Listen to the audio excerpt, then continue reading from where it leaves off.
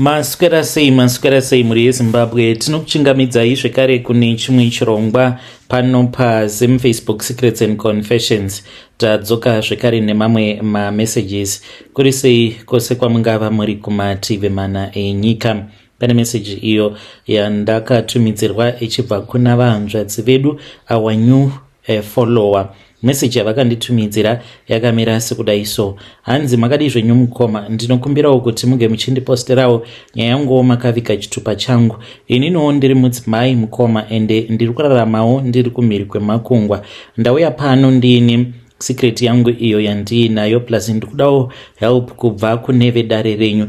Nyaya iri kuitika mukoma yakamira sekudai: kubva zvatakauya kuno kumhiri kwemakungwa, murume wangu akatanga kurwara. Saka akati achirwara kudaro, ndaigara ndichimuudza kuti dai wasiya doro, because hatisi kunzwisisa kuti dambudziko riri pai. Ndainge ndisingachadi kuti arambe achingonwa doro, saka iye munhu wekuti anofarira kunwa doro stereki.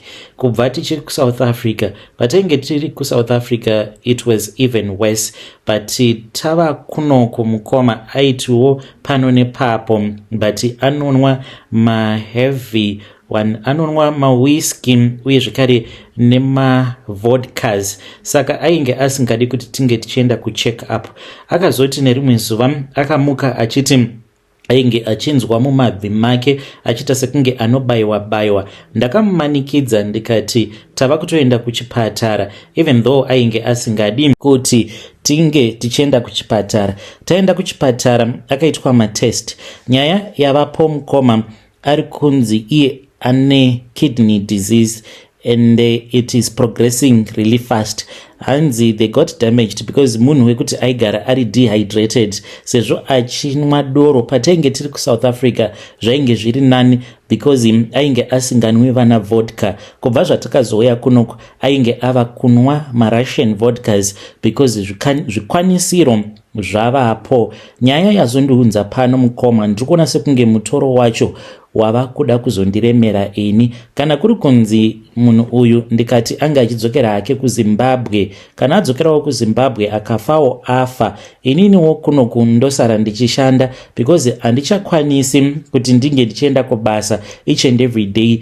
Nguva dzangu zhinji ndava kungopedza nguva ndichingoita take care of munhu wandaigara ndichingoudza kuti siyai doro iri, harina kana zvarinokupai. Ndaigara ndichimuudza kubva tichiri kuSouth Africa kuti ini zvemunhu anonwa doro handizvifariri. Dai maregedza kunwa doro. Aiti kana ndikasanwa doro ndogoita sei? Of course ainge ari munhu ainge asingauri zvake fodya, haaputi hake fodya. Saka iye ainge achiti kana akanwa doro hanzi ndiko kuti ange achibvisawo mastresses aanenge ainawo. But dambudziko ravapo mukoma, munhu ari kunzi ane makidney problems ende makumbo ake anogara achingozvimba. Ndakatomboudza amai vangu kuti ndo zvandafunga. Mama vangu vakabva vati iwe uchatongwa naMwari kana ukangomukwidza ndege uchiti uri kuda kumudzosa kunoku, because ndanga ndiri kufungidzira kuti ndongoita ukungokwidza iri ndege kuti ange achienda kuZimbabwe. Ndongomuti chimboendai munge muchimbonoonawo vabereki venyu sezvo muri kurwara kudai. Kana atoenda kunoku ndosarawo ndichiita dzimwe plan. Kana iri divorce tongoita hedu zvedivorce. I'm still too young mukoma. Inini as for my body, I made sure kuti I always take care of my body and I am grateful kuti mukunonwa kwake kwaainge achiita doro haana chirwerewo chaakazouya nacho achibva nacho kubhawa, sezvinoizoita vamwe varume kuti vakaenda kubhawa vanouya nanasiki nezvirwere zvakasiyana siyana. For that I am grateful. But kana akaenda kuZimbabwe ndinoona sekunge zvinenge zviri nani because achange aine hama dzake dzinenge dziri padhuze. Hama dzake dzichange dzichizomupa love, affection and care zvandisingakwanise kuti ndinge ndichizoita because haasi mwana waamai vangu. Handikwanise kuti ndinge ndichizomupa rudo rwakadzika kusvika palevel pakadaro kuti kana akanzi haachakwanisi kana kuita anything, vanhu votarisira kuti inini manje ndini ndinenge ndichifanira kuti ndinge ndichisiya basa. Kana ndasiya basa ndotadza kuricha matargets angu. Kunoku kunoshandwa nema-hours. Each and every hour that you waste uchiriritira murwere zvinenge zvisina kana mari mukati it means kuti you are losing. Kunoku kunoshanda ma-hours kwasiyana nekuZimbabwe kwekuti unokwanisa kuita wiki rose usingaende kubasa. Kunoku ukanzi waita wiki rose usingaende kubasa zvinotoreva kutoti zvinenge zvatodhakwa, kupera kwemwedzi unenge uchitotambudzika usinawo mari. Saka ndauya pano ndichida advice kubva kune vedare renyu. What is the best possible way yekuti hama dzake dzinge dzichizondinzwisisa? Takasiyana vanhu, vamwe ndivo vanoti kuzonosvika murume achizofa unenge uchimupepa uchimuriritira. Izvo hazvimo mandiri. Ndiri munhu agara ane rafu yake, zvekuti izvi zvatakazoita zvechi-caregiver takatongozviita ende tinotongozviitawo nenhamo, but tinenge tisingatodi kutozviita vamwe. Saka zvekuzoti ndige ndichimubata rafu, ndinotya kuti kana ndikatanga kunzi ndamuita rafu chaiyo yandinoita inini, anokwanisa kuzotofa, not kuurawa nemakidneys ake, but kutozofa neBP chaiyo yekuti ndinenge ndava kumubata rafu. Kana mukazoposta mungondizivisa, ndinogara ndichiteererawo zvirongwa zvenyu. Hey, vedare, ndo message iyo yandakatumidzirwa ichibva kuna vanzvadzi vedu. Ngatizamei kuti tinge tichitaura navo vanzvadzi vedu ava mucomment section. Hanzi, I need advice. Hanzi, please do not judge me because zvinhu izvi I did not ask for it. Mwari ndivo vangondirovawo neshamu inorwadza. Nai vanzvadzi, mungati kutorohwa neshamu ikoko kwekuti murume wenyu ari kurwara, kutori nevamwe vanhu vekutoti izvezvi ukanzwawo masituations avari kurarama vari maari, unotoona kutoti zvinenge zvisina kumira zvakanaka, but ivo vari kuti I am being honest. Hanzi, izvi zvekunzi tinochengeta varwere nechembere, hanzi ndiri kutongozviitirawo for the sake of money, but hanzi handisi type iyoyo because ndiri munhu aneka rough. Saka at least she is being honest. Vari kuti vafunga kuti vange vachinosiya murume wavo kuZimbabwe kana kuita kungokwidza ndege ivo vosara, then vozongoti divorce kana vava muZimbabwe. Hanzi zviri nani, ndichange ndichizongomutumidzira mari, but zvekuti ndinge ndichikwanisa kumuchengeta hanzi handikwanisi. Pakaipa ko ikoko kumheri kwemakungwa hazviiti here kuti kana uine hama yako yombouyawo yombogara muchibatsirana, kasi zvinotinetsei here kana uri caregiver? Vane ruzivo, you can help us mucomment section. Rekedzai tibva taenda panyedu inotevera. Nyedu inotevera yakamira sekudai so. Hanzi, makadi zvenyu mukoma, ndinokumbirawo kuti munge muchindiposterawo nyaya yangu makavika chitupa changu. Ndauyawo pano ndine confession yandiinayo. Izvi mukoma zvakaitika apo pandainge ndichidanana neumwe murume uyo wandainge ndichifambidzana naye. Iye ainge achizviidza munhu anondida kwazvo, but later on I realized kuti painge pasitomborina kana rudo zvachose, and I started to regret kuti dai hangu ndisina kumbogara ndakasiyana nemurume wangu, because ndakazodiscover later on kuti iye zvake ainge achitoshandisa mishonga. Dai ndisina kumbogara ndakaramwa marriage mukoma. I regret to this very day. Zvakaitika mukoma ndezvekudai, ndainge ndagara ndichishanda hangu muno muSouth Africa, ndainge ndichishanda as a maid. Saka nerimwe zuva ndakati ndichibva hangu kubasa ndokubva ndachizosangana navo baba ivavo vekuzondiparadzira marriage yangu. Vakandiudza kuti vainge vachindida, ndikati munogoti munondida munhu wamatotanga kutosangana naye nhasi? Vakati aiwa, just give me your phone numbers, zvimwe tichazotaura. We then started to talk. Ndaiwanzokuti pandinenge ndanetsana nemurume ndobva ndatanga kutaura navo ndichida kubvisa stress. Handina kunge ndakaziva kuti munhu wandainge ndichitaura naye ainge akatoromba. Ndainge ndava kunyepera murume kuti ndiri kuenda kubasa, especially kana kuri kunzi anenge ari maweekends. Ndobva ndaenda zvangu, ndobva ndanosangana navo, ndotoenda navo kumba kwavo. Mukomanashi, zuva randakazoziva kuti baba ava vane mortuary, vainge vabva mukundipa mari. Vakati vainge vachida kuti ndinge ndichitumidzira mari iyoyo kuna amai vangu, because ndainge ndavakumbira mari. Vakati haisi nyaya, unokwanisa kutumidzira hako. Ndakatoshandisa kadhi ravo, ndakagadzira order ndiri ndega. That was when pavakazondiudza nezvemochuary.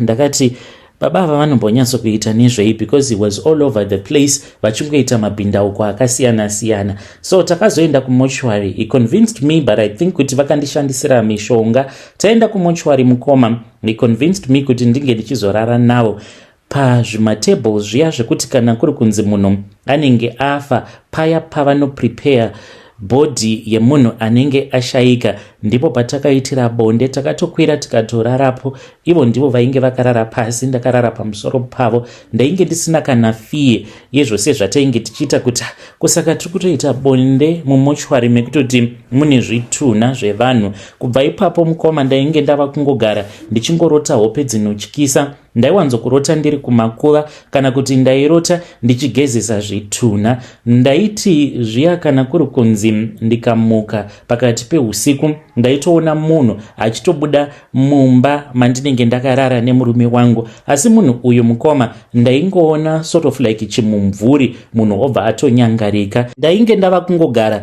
ndichishaya hembe dzangu, zvipfeko zvangu zvemukati ndaigara ndichizvishaya. Pane pamwe pandakatomboshaya zvose zvipfeko zvangu zvemukati including matights nechipfeko chandainge ndatorara ndakapfeka. Ndakati ndaenda kunogeza, ndapedza kuchiwacha ndabva mukunogeza. Pandakati ndichinopfeka ndikaona kuti wardrobe yose yainge isina kana chipfeko kana chimwe chete chemukati nematights. Ndichidzokera mubathroom ndopandakaona kuti mainge musina kana chainge chirimo. Zvinova zviri zvinhu zvakandinetsa. Nemurume takazosvika pakurambana. Murume ndainge ndava kusatomudawo because ndainge ndichitopiwa rudo rwemandoro kwati nembinga yandainge ndichidanana nayo. Takazoti taenda kuZimbabwe mukoma, ndipo apo paakazondiudza kuti tainge tisingachakwanisi kuti tirambe tichidanana. I was heartbroken. Akandipa mari iyo yandakazoshandisa kutanga business. Kabusiness ikako mukoma handina kana profit yandakamboona pakabusiness ikako, zvekuti dzimwe nguva kana ndikazvifunga ndinonzwa ndichida kunomuitira a go back to sender, but ndinotya manje kuti ko kana ndikaenda ku go back to sender zvikaramba. But ndo secret yangu yandinayo. Ndangouya pano kuti ndinge ndichingozivisawo vamwe vakadzi kunze uko kuti of course varume vane mari chaizvo variko, ende unokwanisa kutoitirwa zvose zvaunenge uchinzwa kuda, wotoona sekunge unenge watopinda but unenge uchitoshandiswa muurombwa sezvakaitika kwandiri. Hey vedare, ndo message iyo yandakatumidzirwa ichibva kuna vanzvadzi vedu. Ngatizamei kuti tinge tichitaura navo vanzvadzi vedu ava mucomment section yapakaipa. Hanzi ndaiti ndainge ndapinda but ndisingazivi kuti ndiri kutoshandiswawo mukurombwa.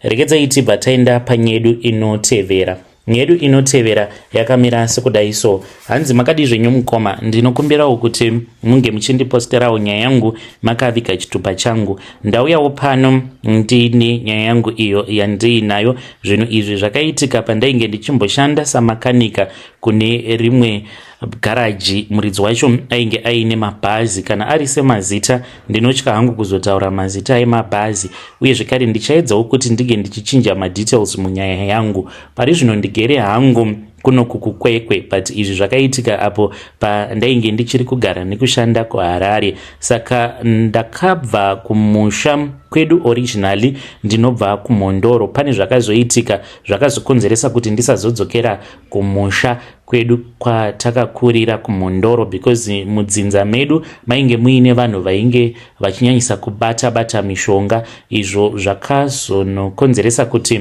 murungu wandainge ndichishandira ange achizondiudza masecrets ake, because ndaitotumidzirwa zvishiri nehama dzangu uye zvekare nababa vangu, because ivo vainge vatori nechikwata chavo vaitofamba vachitoita zvekutoroya. But baba vangu vainge vari specialist panhau dzemubobobo, vaitozivikanwa. Vakatombomitisa umwe mukadzi nemubobobo, mukadzi yeye akazvara datya, but it is a long story. Saka baba vangu vaitozivikanwa ende vainge vachitotyiwa, vachitozivikanwa kuti uyu muroyi mukuru.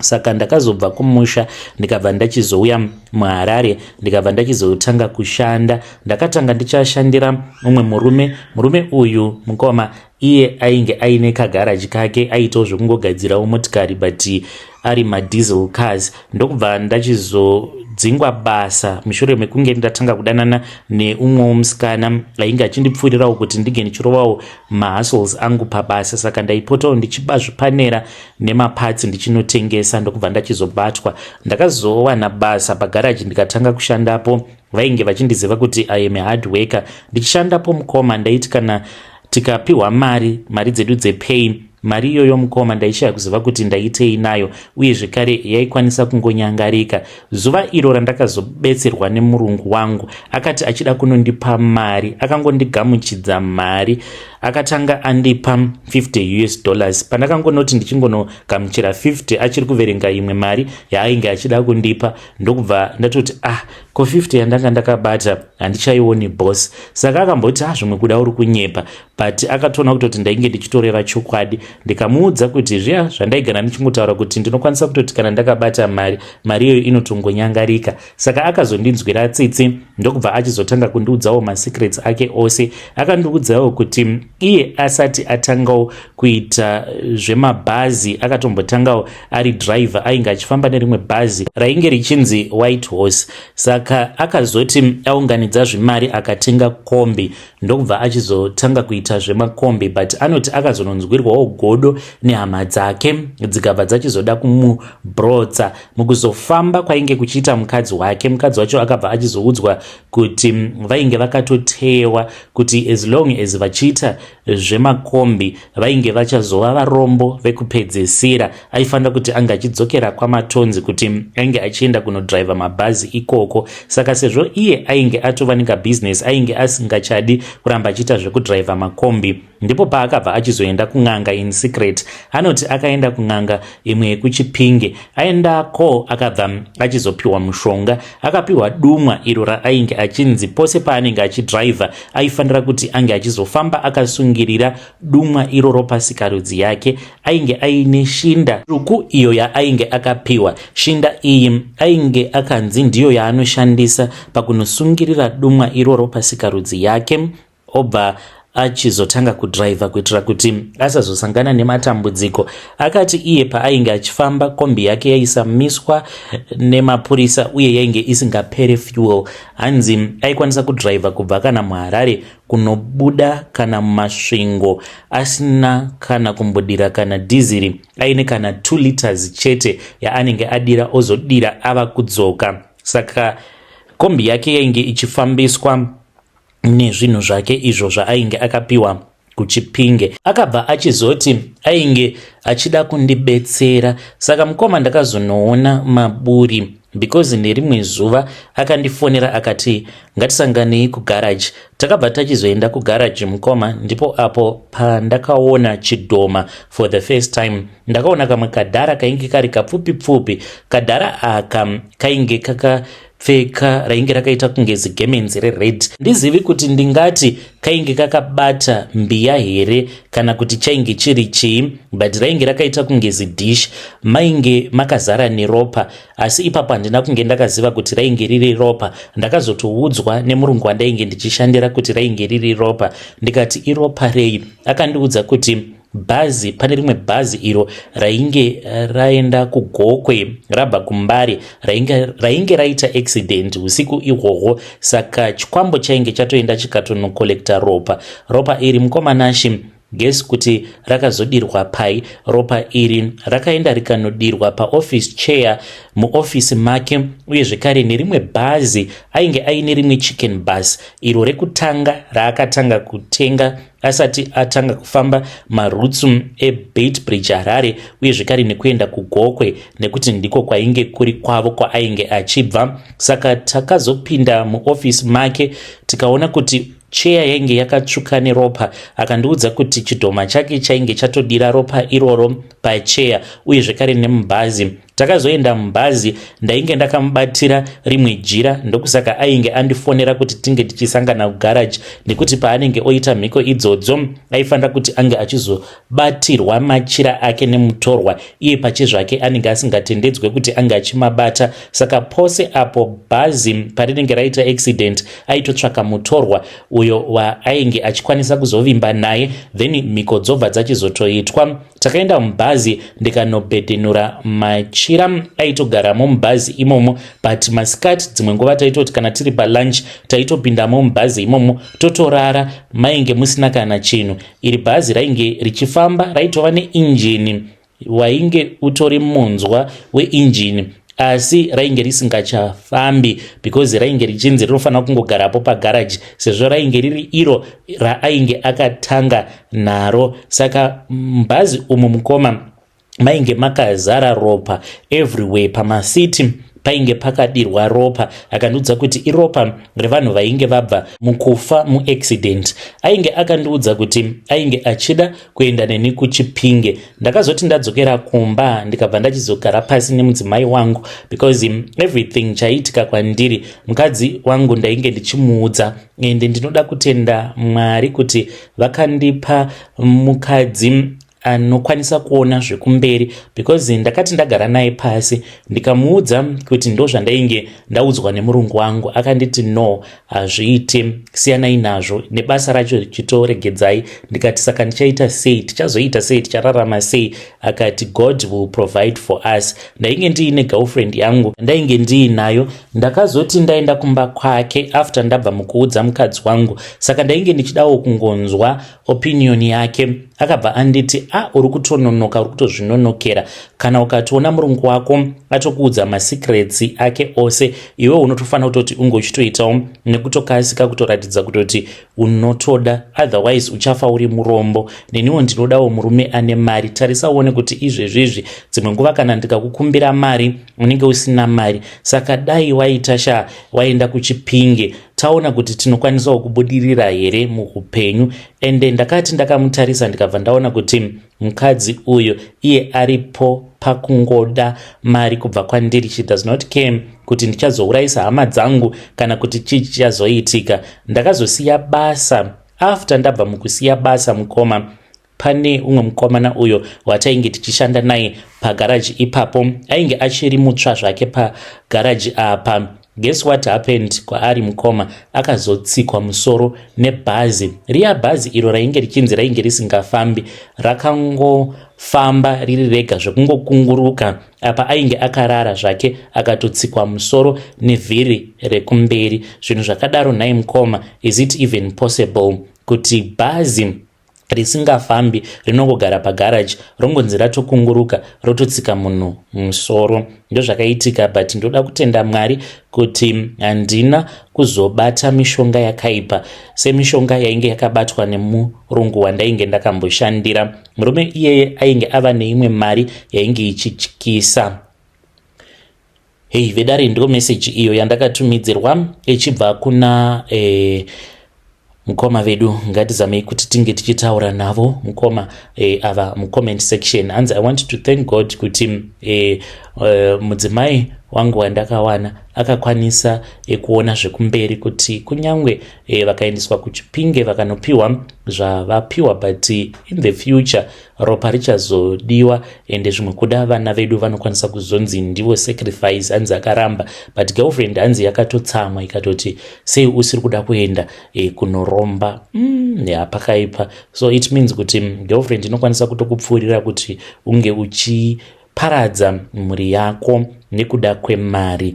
Ngatitaurei nezvayo nyaya iyi mucomment section. Muchiri kumabasa here? Kuri sei ikoko kwamungava muri kana kuri kunze muchiri kumabasa? Pane imwe message iyo yandakatumidzirwa ichibva kuna vanzvadzi vedu avo vakanditumidzira neghost account kuFacebook. Hanzi mukoma makadii zvenyu? Ndinokumbirawo kuti munge muchindiposterawo nyaya yangu makaviga chitupa changu. Ndikuda kuexposa umwe musikana uyo watainge tichimboshanda naye pandainge ndichiri kushanda kumaAvenues. Pari zvino zvindakadzoka kumba ndava kuBulawayo, even though ndiri mushona but takakurira zvedu kuno kuBlues. Saka ndainge ndichimboshanda kuHarare taishanda kumaAvenues. Musikana uyu mukoma iye anodanana neumwe mupurisa, saka zvavaiwanzokuita ndezvekudai aiti kana kuri kunzi kana akaona kuti kunenge kusina mari kana kuti iye kana achingonzwa nungo zvake dzekushanda aingofonera murume iyeye, vobva vauya vobva vasunga vasikana vainge vakaita sesu vanoita zvekutengesa miviri yavo. I don't think kuti it is fair mukoma mufunge zvenyu, because kana ukazoona munhu ava kuita zvekutengesa muviri wake it means kuti anenge atoriwo padesperate. Hakuna mukadzi anoshovera kurarama upenyu hwakadaro hwekuti basa raunenge uchiita nderekutengesa muviri wako. And iye aitodya neboyfriend yake because vaizoti kana vakauya kana kuri kunzi vakatisunga vanobva vati vanenge vachida mari dzezvoko muhomwe kuitira kuti vasazoenda nesu kucamp. Saka paizoburitswa mari idzodzo mukoma Nasha aizotopiwa. Zita rake ndichamuti Chipo uyu mukoma hakusi kunzi iye aingoita utsinye chete, akatomboenda neni kumabvuku. Taenda kumabvuku ndakatomboshandisawo mamwe mafuta awa mukoma atakapiwa ainge ari muzvibhodhoro zveAkias cream. Saka takamapiwa neumwe mukadzi but muZambian mukadzi iyeye takanosangana naye kumba kweumwe mukadzi zvekare uyowo anongoita zvemanjuzu. Ndakaenda naChipo. Iye Chipo ane kamwe kanight dress kake so kered kapfupi pfupi. Kanight dress aka anokapfeka each and every day. Apa hakawachwi, anokapfeka kana kweabout 30 minutes paya patinenge tava kugadzirira kuti tinge tichienda kutouchline. Anobva achizoti kana apedza kugeza paya asati apfeka hembe dzaanenge achida kuti anga achizopfeka musi iwoyo anotanga apfeka kanight dress ikako. Apa kanonhuwa weti sei because kubva zvaakakatenga akandoudza kuti haana kumbogara akakawacha kana akaenda kuchimbuzi kunorasa mvura anongopukuta nako okapeta kanogara mune kamwe kasechel anokapfeka. Kana akapfeka kudaro ndipo paanobva achizotora mafuta awo atakabva nawo kumabvuku eAkias cream obva achizozora. Tainge takaudzwa kuti mafuta iwawo achange achizotikokera mhene, ende zvechokwadi mukoma pandakatombomashandisa mafuta iwawo kwegore rose ndipo pandakakwanisawo kutenga stand kunoku kuBulawayo, but ndakazotanga kuzomera zvimwe zvinhu zvainge zviri zvewhite pasikarudzi yangu zvainge zvichirwadza zvisingaiti. Ndakaenda kuna nachiremba, ndainge ndichifungidzira kuti zvimwe kuda ndainge ndabatira STI but vakatoshamisika kuti chainge chiri chirwere chakaita sei. Zvainge zvakaita kunge cauliflower kana muchiiziva, ndo mabudiro azvaita zvakasvika pakuvhara sikarudzi yangu yose nekwaunoita nako wet. Ndainge ndava kutambudzika. Ndakazoenda naChipo kumabvuku ndikazonoparwa nereza ndikatomuka ndatova right.